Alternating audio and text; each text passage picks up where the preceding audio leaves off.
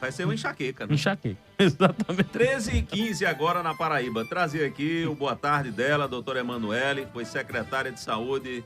Eu estava vendo aqui no currículo dela, secretária de saúde não só de Mari, mas também secretária de saúde de outras cidades ali da região.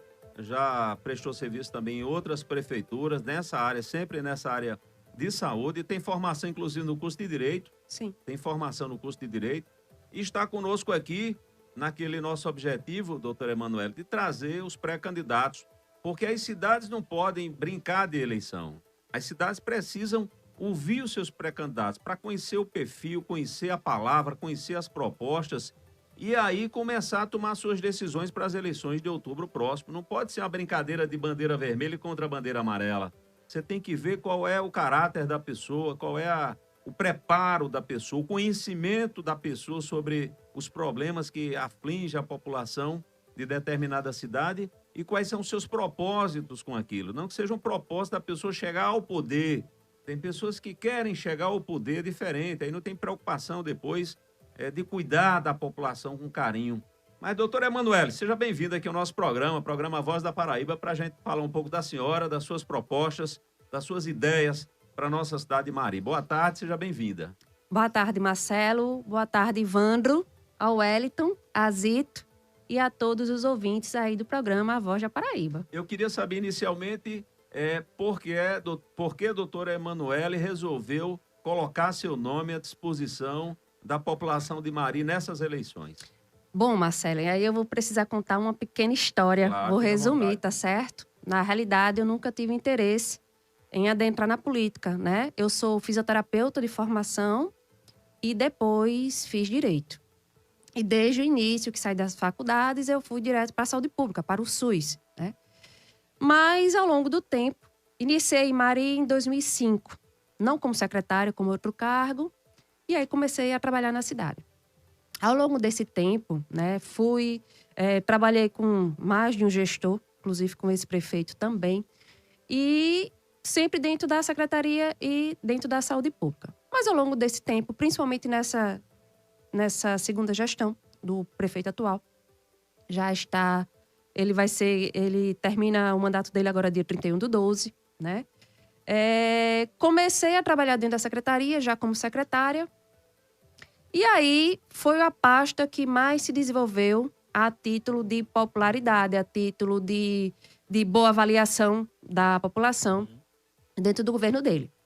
Quando foi no período da reeleição dele, foi quando eu fui convidada. Eu digo convidada, mas também convocada, né? Pelo grupo para poder colaborar, porque foi um período de pandemia. Sim. Naquele período, só se falava em Covid, né? A campanha política foi feita diferente. Foi muito mais nas redes sociais, porque não podia fazer as visitas em loco, né?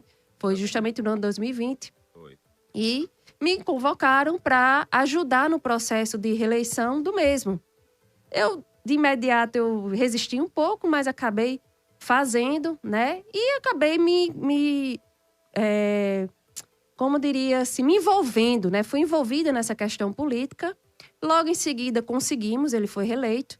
E as pessoas começaram a ter uma visão que eu poderia ser uma possível sucessora dele. Sim. E dessa forma, até o mesmo também chegou a comentar em alguns momentos. Pessoas próximas, aliadas, as pessoas que fazem o marketing dele, começaram a enxergar essa viabilidade do meu nome, começaram a ventilar. Mas, ao longo do tempo, ele acabou por não querer conversar com o grupo. Ele indicou uma pré-candidata que foi de forma impositiva, não houve conversa, não houve diálogo, nem com a base política, Marcelo, dele, nem com a base administrativa. Porque eu entendo que quando você precisa ver e fazer uma sucessão, o ideal é que você converse com sua base política e que você também converse com sua base administrativa para diminuir as arestas possíveis, né, na sua indicação. Então, isso não foi feito. E, como foi uma imposição, eu fui realmente, já nos últimos dias, né, eu já não sou mais secretária, já deixei o cargo. Eu fui convidada por ele para a gente ter um diálogo, uma conversa, e foi quando eu fui pressionada, né? De que forma? Ora, continua no governo e continua comigo se apoiar a minha pré-candidata. Como não teria possibilidade, disse, então eu vou deixar a gestão, vou deixar o governo. E não só eu, tenho que também deixar bem claro, não fui só eu, um grupo de pessoas da base dele que também não concordavam, né? E aí tem como se verificar que havia necessidade de se discutir novos nomes dentro do grupo. Não só o meu, mas outros possíveis nomes, né? Para a indicação sucessão. Ele não quis, se sentiu contrariado e cabe a mim tomar uma decisão. E aí deixei o grupo, deixei o governo e mediante... Deixou em que mês? Deixei em janeiro. Janeiro. Ano. Exatamente. Fizemos algumas pesquisas internas, onde meu nome estava bem avaliado. E aí foi de forma natural a entrada na política. Não foi algo pensado ou planejado. Eu fui naturalmente, né, envolvida nesse sentido.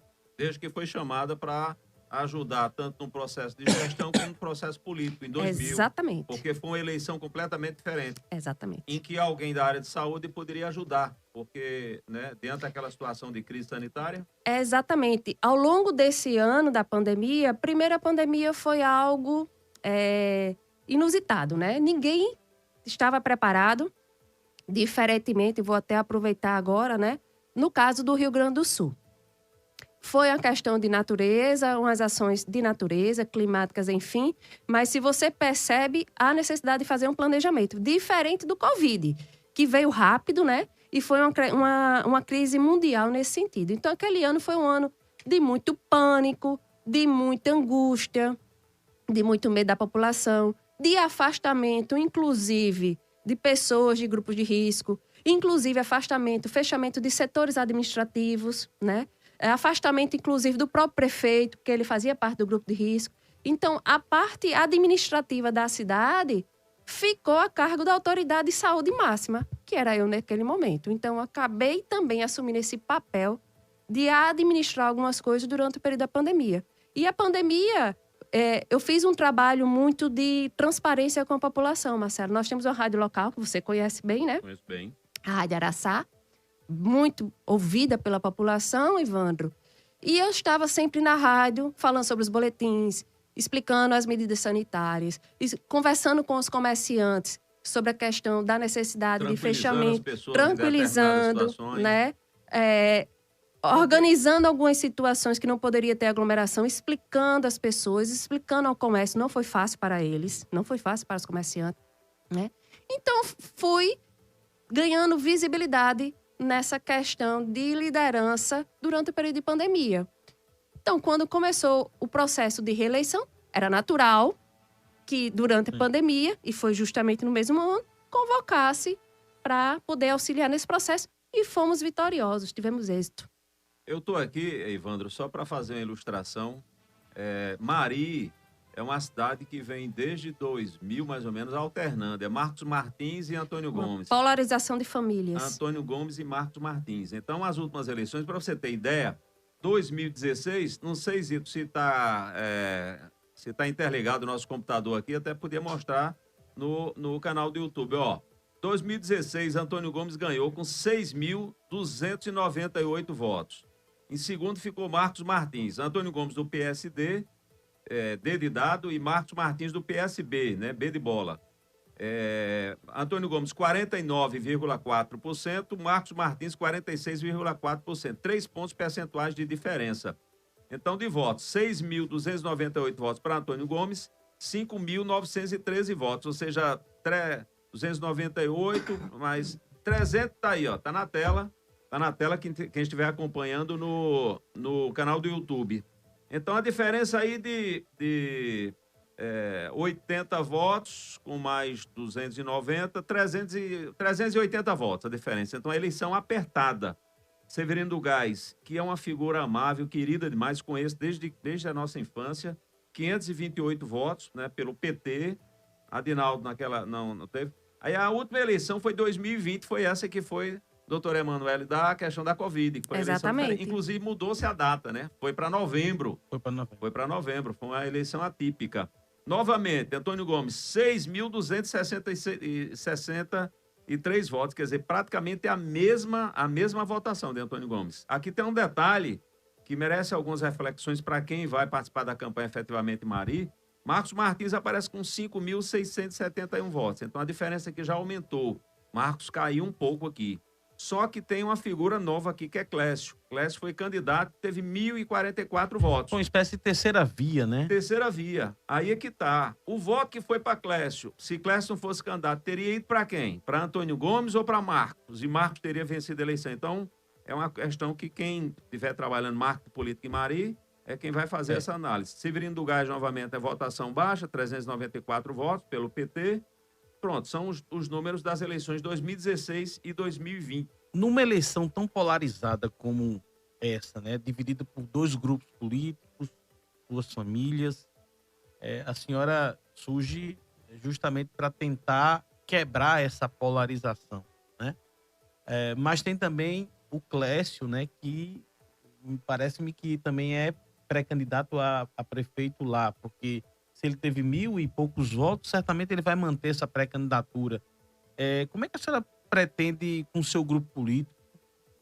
Queria saber se a senhora já formou um grupo político na cidade, como é que esse grupo político está atuando e se a senhora está conversando com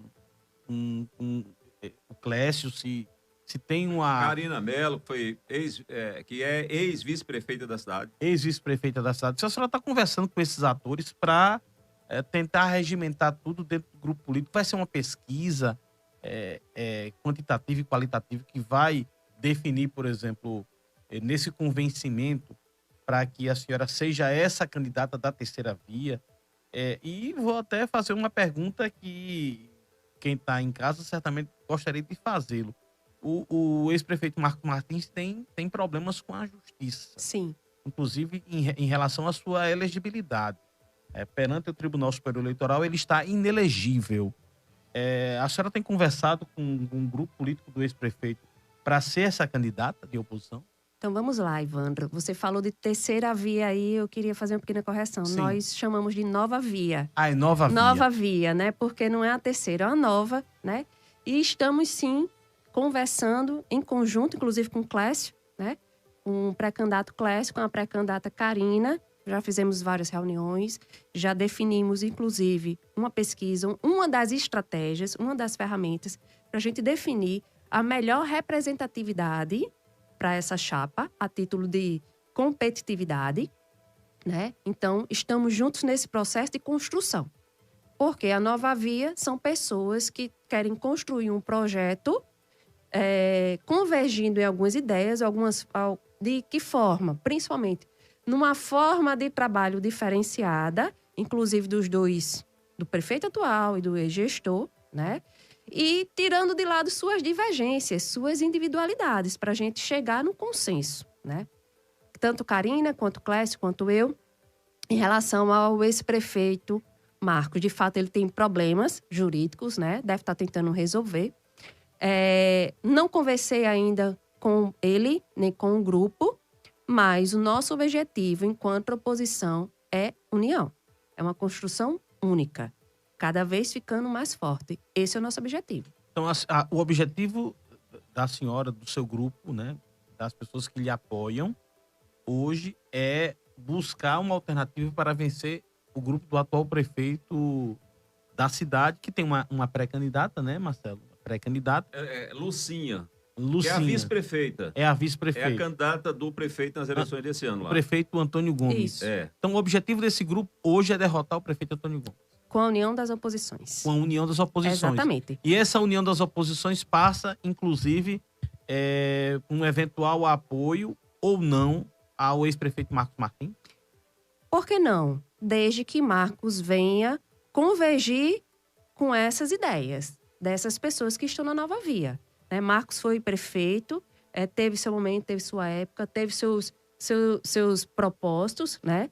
Mas hoje a administração pública tem que ser pensada de uma forma mais dinâmica, de uma forma mais moderna. Então, as pessoas que estão na nova via, a gente pensa no modelo de gestão diferente. Por isso que a gente chama o novo. Mudar um pouco essa forma de gerenciamento dentro de Mari, que realmente está precisando e que as pessoas estão vendo essa necessidade. Deixa eu lhe fazer uma pergunta. A senhora foi secretária de Saúde, Sim. Né, até janeiro deste ano. E certamente, se a senhora, por exemplo, for for candidata a prefeito de Mari, o debate dos seus adversários vão ser os outros candidatos, né, os outros postulantes, né? Certamente a senhora vai ser alvo de denúncias de... Não, tem processo em tal lugar. Como é que ela faz oposição hoje se ela participou da gestão até janeiro?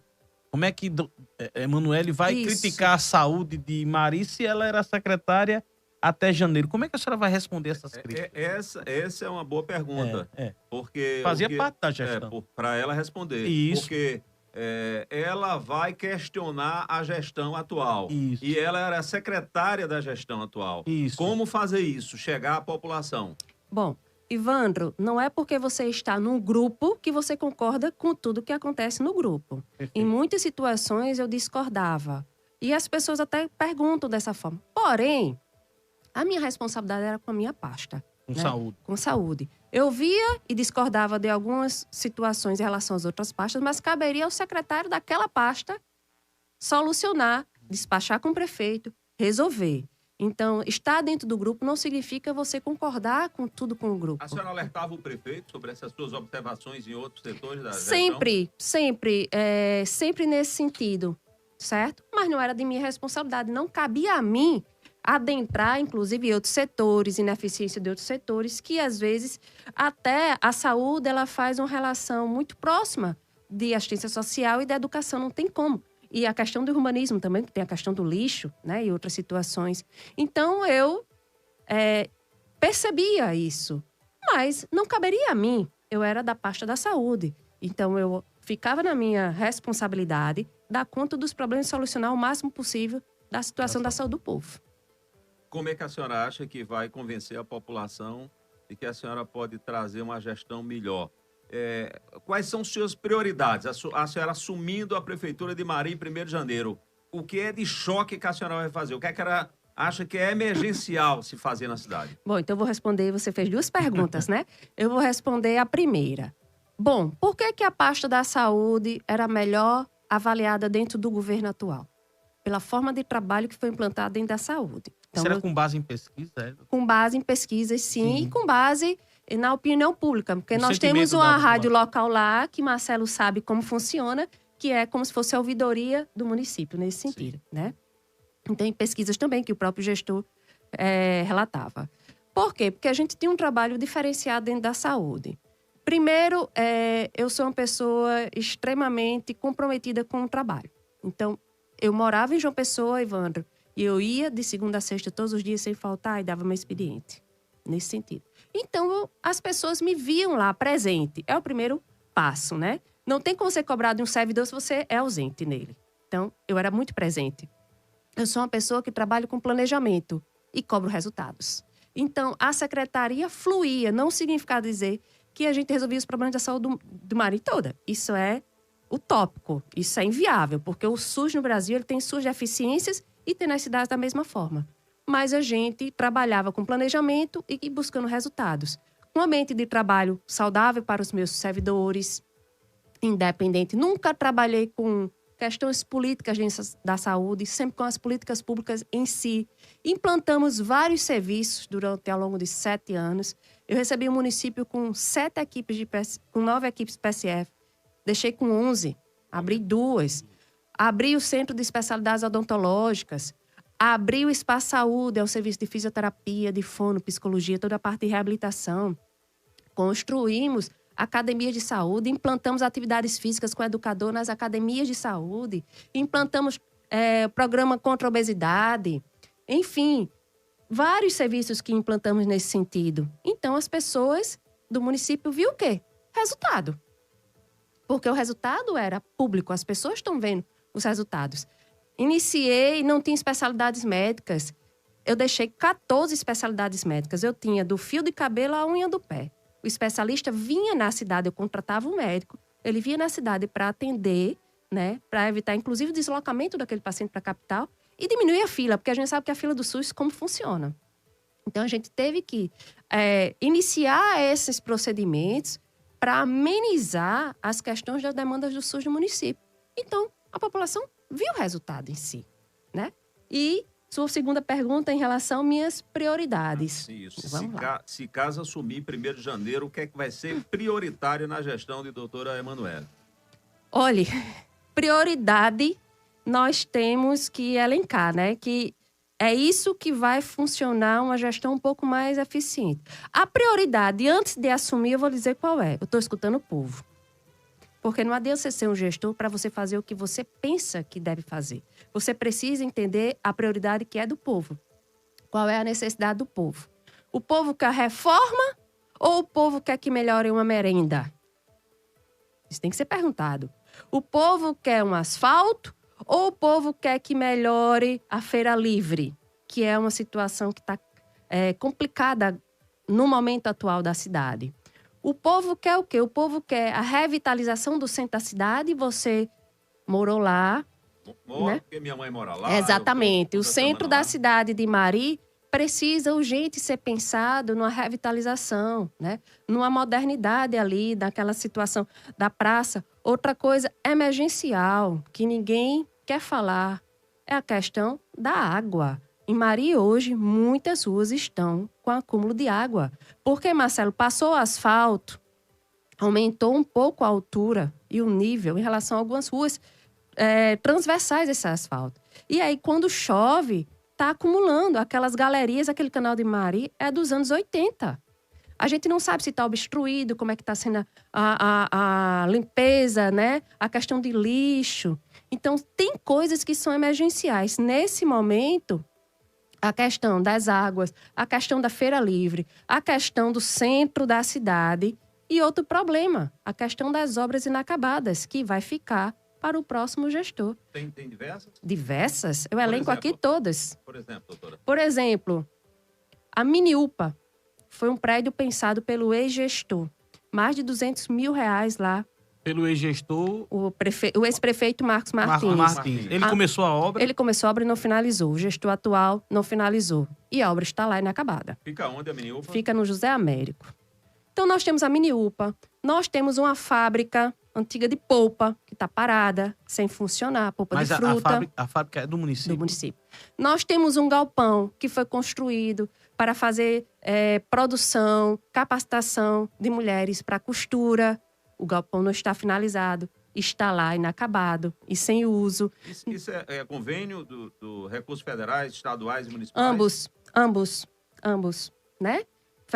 Federais, estaduais, ambos. E tem a contrapartida municipal também. Sim.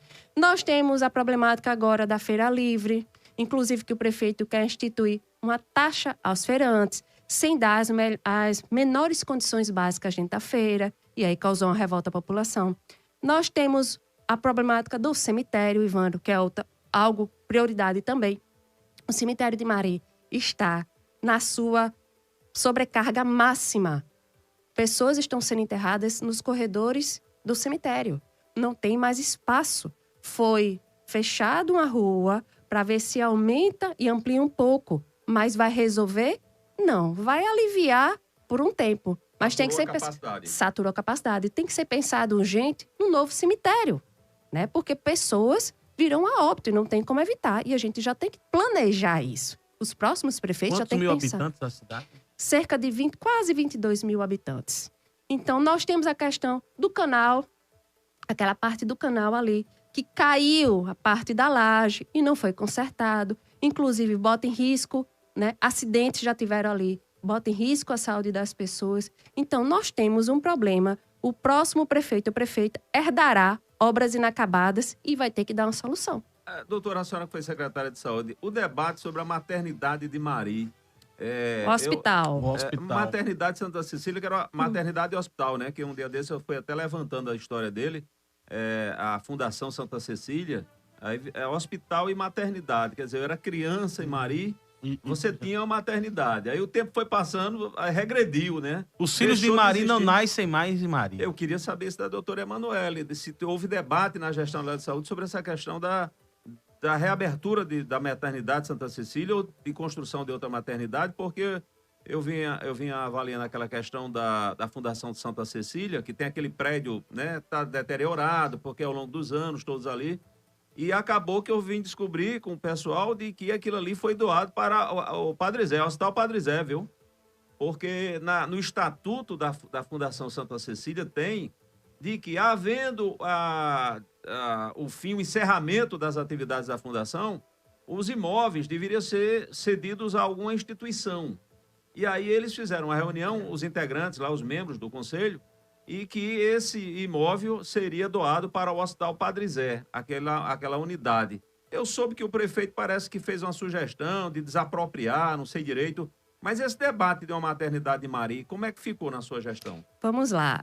Na realidade, a prefeitura ajuizou um processo de desapropriação, mas não teve êxito. Não sei por qual motivo, mas não teve. Por isso que ficou com a Fundação Padre Zé. Mas o prefeito, durante o período da pandemia, ele achou por bem e disse, não, eu vou criar o Hospital Municipal de Mari. Naquela época, o fórum tinha sido desativado e o prédio do fórum foi cedido ao município. Então, ele achou por bem, né, criar o hospital. E me chamou e disse, eu preciso de um hospital. Então, coube a mim fazer a parte técnica do hospital. Analisar o que o prédio deveria ter, como seria um hospital para o município de Mari. A adequação, né? A estrutura do hospital. Exatamente. A adequação do prédio. Meses depois, ele adquiriu o prédio vizinho, que era o antigo Ministério Público, e aí ficou um espaço bem maior. Foi quando a gente pôde realmente pensar no hospital, porque só o prédio do fórum não tinha a menor condição. E eu fiz toda a parte técnica do hospital, iniciei tudo isso, entreguei para a fase de licitação e ele iniciou a fase de reforma. Isso foi em 2020. Nós estamos em 2024. Ao longo desse tempo, aí eu vou repetir, eu fiquei durante todo esse período dentro da gestão, mas coisas eu não concordava. Uma delas era a questão do hospital. Por quê? Por mim, o hospital já era para estar aberto, Ivandra. Principalmente porque foi pensar durante o período da pandemia. Era necessário. E hoje, Mari tem uma unidade de pronto atendimento, que a gente chama policlínica, uma unidade de pronto atendimento. Para 22 mil habitantes, a gente não suporta mais. A gente precisa ter um local de internar o paciente, que a unidade de pronto atendimento não interna. Você atende e tem que transferir. E a gente precisa nesse sentido. Mas o gestor, na última conversa que teve comigo, ele foi bem categórico. Eu só quero abrir hospital no ano eleitoral. E eu discordava. Sempre discordei. Inclusive, tem testemunhas que participou dessa nossa reunião. Então, estar no grupo ou estar no governo nem sempre é você concordar com tudo aquilo. Mas ele era o prefeito. Os recursos públicos da saúde. A saúde não é uma prefeitura à parte. Ela depende de recursos da saúde, da prefeitura. O hospital é construído com recursos próprios. Caberia a ele, né, essa autonomia financeira de finalizar o hospital. O prefeito lhe deu apoio na gestão da senhora na frente da saúde. Ele interferia negativamente, não queria interferir, ou ele deu autonomia e lhe deu apoio nesse período? Boa pergunta, né? Ele me deu autonomia técnica, sim. Eu não posso negar. A autonomia técnica sempre foi minha. Porém, autonomia administrativa, eu diria que não. Por quê? Porque eu não contratava, eu não formei minha equipe, eu que não dava portaria, eu que não fazia essa parte de recursos humanos, Ivandro. Então, autonomia administrativa, não. Autonomia financeira, também não. Porque a saúde depende de recursos financeiros da prefeitura. Então, eu gerencio recursos que o prefeito demanda para a saúde. Agora, sempre que era possível, a gente despachava, conversava, consensuava de forma normal. Agora, realmente, autonomia, 100% eu tenho autonomia técnica. Era meu papel resolver tecnicamente as coisas. Quando a gente olha... Estamos conversando com o doutor Emanuele, ex-secretária de saúde, pré-candidata a prefeita de Mari pelo União Brasil. Como é que está esse hospital hoje? Para ser aberto? Esse hospital hoje... Porque quando a gente olha para Mari, eu tenho alguma experiência em saúde, que eu já trabalho na área de saúde, na área de gestão. Há muito tempo. Já há muitos anos, né? Você teve privada e pública. A gente sabe que para Mari ali cabe sim uma unidade de média complexidade. Porque aí você consegue resolver os partos mais simples, aqueles partos mais complexos, você tem que ter um UTI e tal, que não é o caso de Mari, porque Mari fica entre Sapé e Guarabira. Então, consequentemente, você teria um suporte nessas duas cidades. Infelizmente, Sapé também andou para trás nessa área de saúde, né, Marcelo? A gente sabe disso.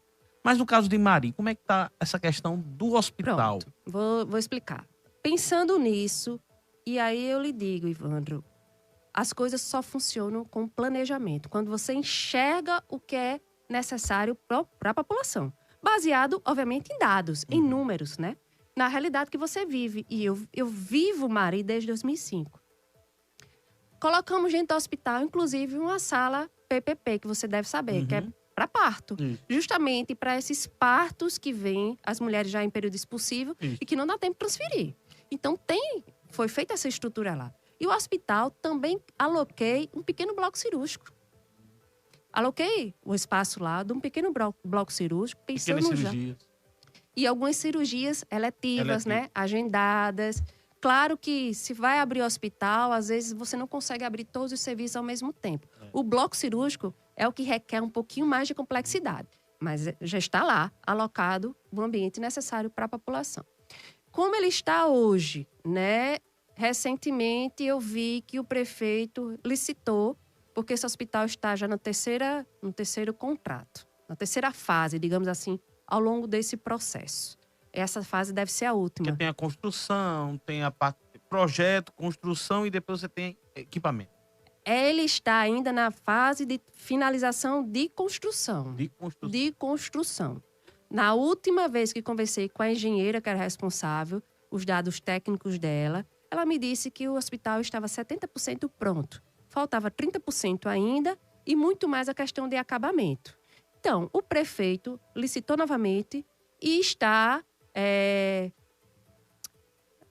iniciando esse processo desse terceiro contrato, né? Agora, não foi dado prazo de entrega. Na última entrevista dele, perguntaram aí qual o prazo de entrega, ele deu mais ou menos a previsão de entrega da obra pela empresa, mas ainda vai submeter a Gevisa, uns alvarás sanitários direitinho, para abertura. Então, não sei dizer hoje, até o prefeito também não confirmou um prazo certo para a entrega. Perfeito. Agora, Mari, Marcelo, você conhece bem que você é de lá, filho de lá. Tem uma vocação econômica muito para a agricultura. Isso. Né? Já teve mais. Já teve mais, né? No passado. Mais, porque os grandes, digamos, os últimos ricos de Mari foram do abacaxi. Isso. Do fumo, Nezinho de Paula, Vavá França, seu Manuel Monteiro, que foi prefeito de Mari, era um homem da agricultura também. Ficou rico com a agricultura e ficou pobre na prefeitura. Manuel Monteiro. Perfeito. Homem decente, trabalhador. E me lembro, viu, Edvan Teté, você que é do interior também de Souza, eu ia com a minha mãe para Alvorada, chama Alvorada. Você vai para a rodoviária, chama Alvorada lá. É um apoio que tem na beira da pista para você pegar um ônibus para ir para Guarabira ou para uma pessoa tal. E quando eu era menino e ia com a minha mãe, o que acontecia? A gente via ali dezenas de caminhões, centenas de trabalhadores, de madrugada, 5 horas da manhã, para carregar os caminhões de abacaxi, que uma parte iria para a empresa do saudoso Zé de Melo, pai de Sérgio Melo, que é o esposo de Carina Melo. E Zé de Melo foi o grande precursor dessa questão de abrir um CNPJ lá para exportar abacaxi de Mari para o Brasil e para o mundo.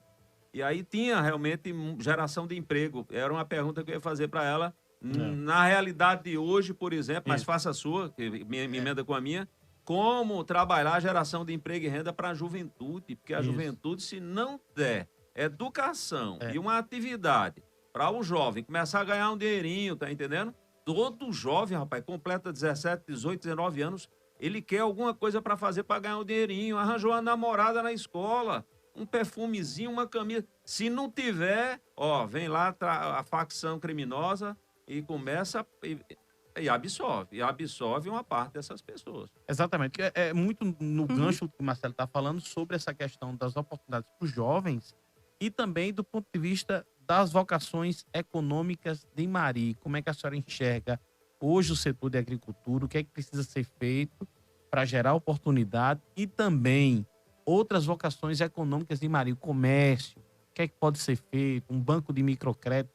O que é que a senhora... Vamos lá. Em relação à parte da agricultura, né? Hoje a agricultura Na realidade, Mari perdeu a identidade econômica que tinha, como o Marcelo disse, né? Já foi a terra do abacaxi, a terra do fumo, a terra da mandioca, não é isso? Perdeu um pouco essa identidade econômica. Hoje tem realmente a agricultura familiar, muita gente ainda planta. Existe uma secretaria de agricultura e aí vamos para os problemas, porque conversando com os agricultores é quando você ouve de fato, né? O que é que eles necessitam. Por isso que eu disse, eu estou ouvindo com as pessoas para identificar os problemas e ver as prioridades delas. Não é a minha, é a delas. O que é que acontece hoje, Mari? Os pequenos agricultores necessitam de corte de terra. E aí recebe aquela ordenzinha pela secretaria, através em convênio com a prefeitura. Tem agricultor que tem 9 cortes de terras e não vai uma única vez o trator lá. O agricultor precisa de corte de terra, precisa de água. E não vai por quê, doutora? Apadrinhamento. Vamos ser bem realistas. Eu quero supor que é apadrinhamento em alguns setores das secretarias. Eu não posso afirmar, mas eu posso supor. Apadrinhamento político. Provavelmente, porque vai para alguns e para outros não.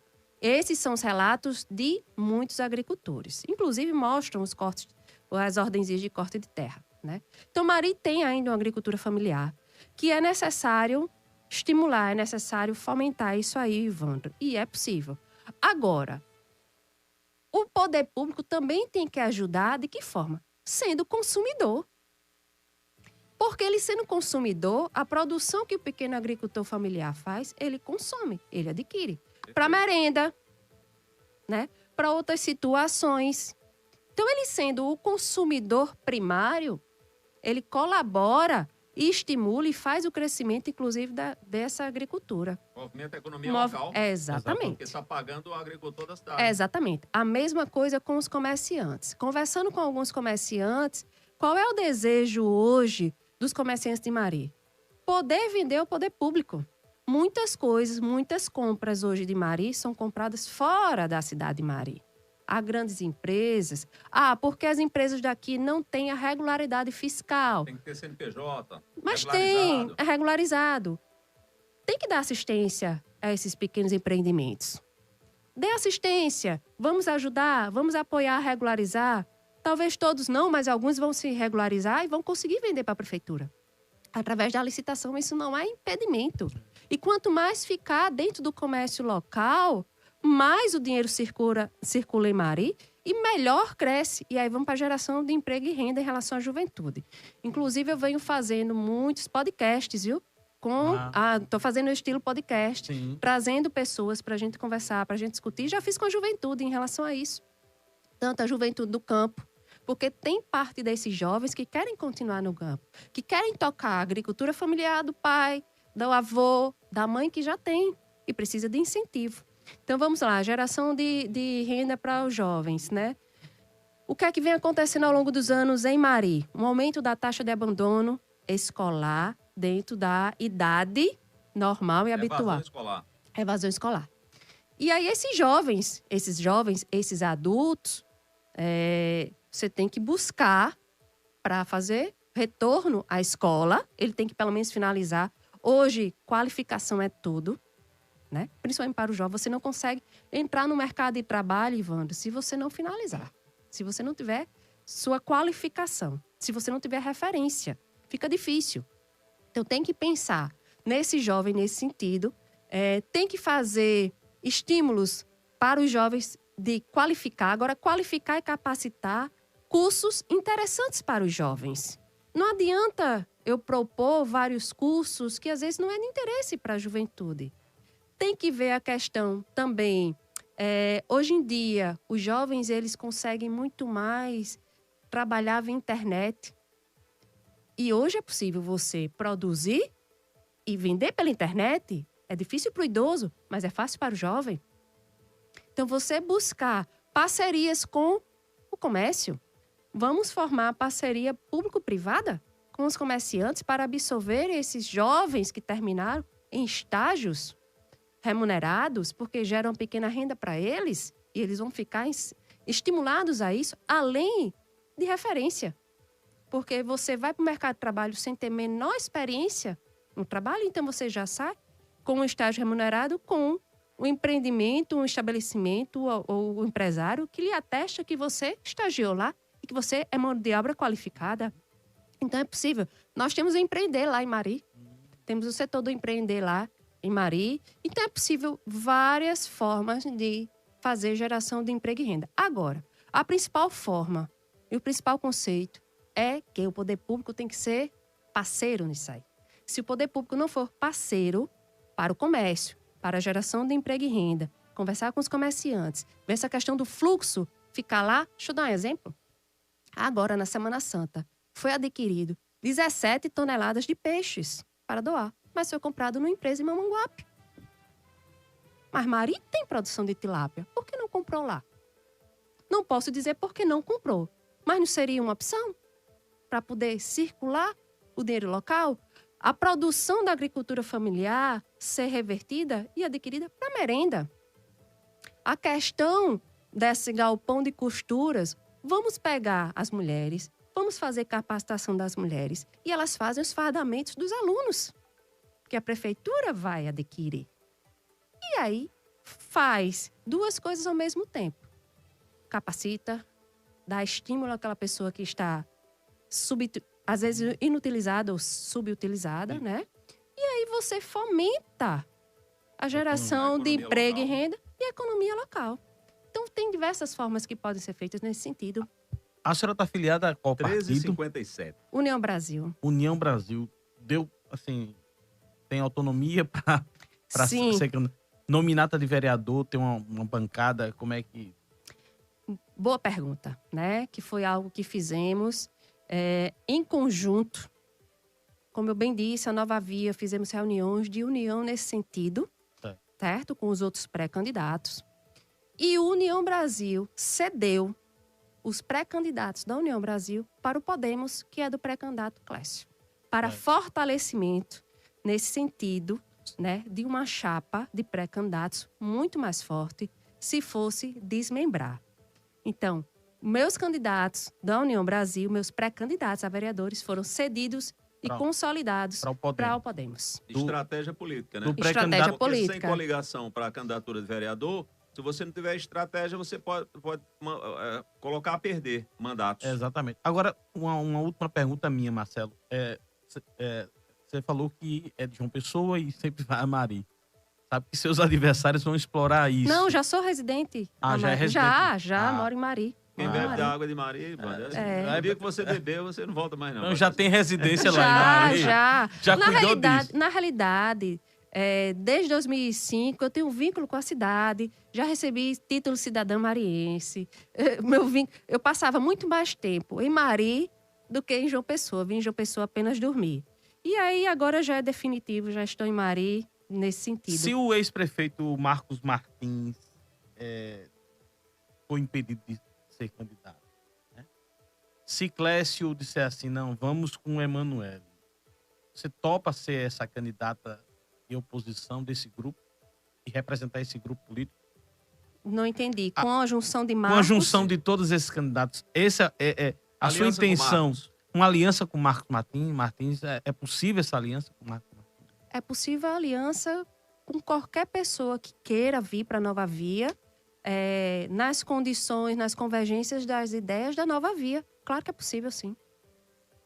Tem que passar pelas ideias dessa nova via política em Mari. Porque fica difícil você ter afinidade com uma pessoa que diverge de você. Como a gente vai ter que convergir na forma de trabalhar, na forma de gerenciar, nos mesmos pensamentos. É difícil você se unir com alguém que você é divergente, né, de opiniões. Uhum. É necessário, é preciso, é como se fosse quase obrigatório uma convergência em algumas situações para poder ter união de pessoas, né? E isso é em tudo na nossa vida, não é só em questão política, é em tudo na nossa vida. Olha, Evandro, não sei de quem foi a ideia Nova Via, mas é perfeito.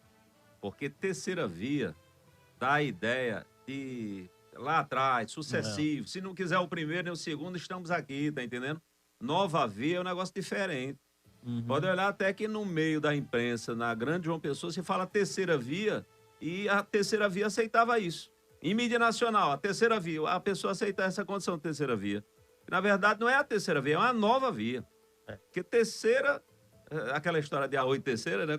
Ou seja, é uma coisa de terceira qualidade, digamos, Exatamente. entre aspas, né? E que foge muito da história, né? Você trouxe o histórico aí da cidade, sempre dividido em 2 grupos, né? Isso. E Nova Via é uma alternativa a esses 2 grupos. Tem Clécio, tem Karina, que foi vice-prefeita da cidade, tem Sérgio Melo, que acho que foi vice-prefeito também, foi presidente da Câmara, acho. Foi. Sérgio Melo, filho do ex-prefeito Zé de Melo, que foi prefeito 2 vezes.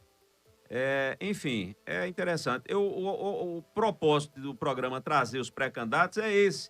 Porque, às vezes, os programas de rádio não trazem os pré-candidatos, tá entendendo? Os pré-candidatos não têm espaço para demonstrar sua capacidade.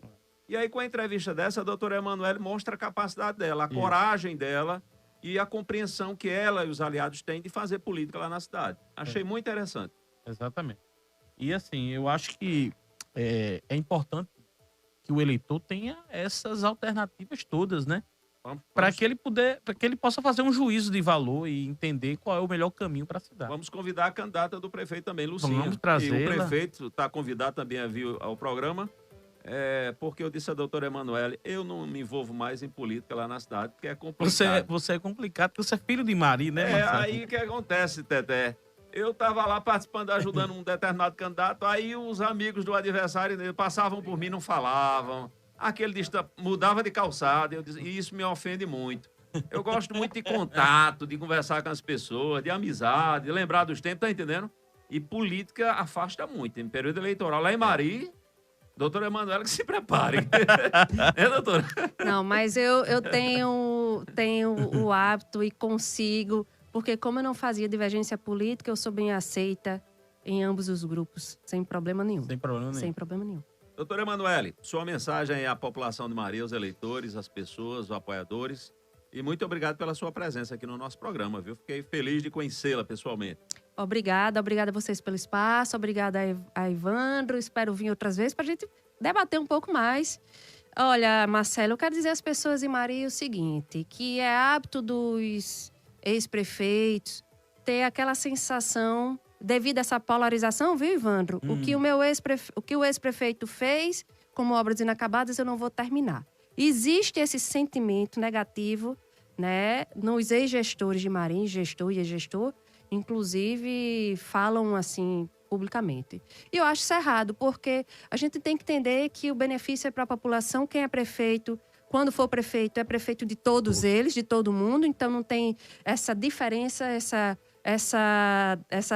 separação, né, em relação às pessoas. Acho que o prefeito ou prefeita tem que ser com esse sentimento, tem que ter o sentimento de finalizar tudo, independente de quem foi que feita, porque o que tem que sair é a obra, Marcelo, é o serviço, e não quem fez. Exatamente. Quem tem que sobressair é a obra e serviço para a população.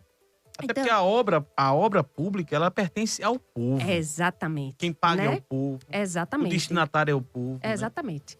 E diferentemente de algumas outras pessoas, eu entendo que o prefeito ou a prefeita tem sim a responsabilidade, primeiro, de resolver os problemas da cidade. Nenhum prefeito ou prefeita pode se abster e dizer, esse problema da cidade não é meu. Não, você é representante, foi posto, é servidor público para fazer isso. Agora, segundo lugar também, ouvir o povo. Não adianta você fazer algo que você acha que o povo quer. Você precisa entender a necessidade da população. A população sabe. Ela sabe muito bem o que é que ela precisa. Se você conversar, Evandro, todo mundo diz o que é que precisa e o que prioriza. E sabe também que nenhum prefeito ou prefeita é capaz de resolver todos os problemas da cidade. Mas você priorizando, ela vai ficar satisfeita. Porque ela foi ouvida. Doutora Emanuele, obrigado pela presença. Um abraço a Manuel, meu amigo lá de infância, lá da Escola Estadual Poeta Augusto dos Anjos. Doutora Emanuele, muito obrigado pela presença. Obrigada a todos vocês. Marcelo? Boa conversa. Satisfeito, Evandro? Satisfeitíssimo. Marcelo, trazer uma última informação.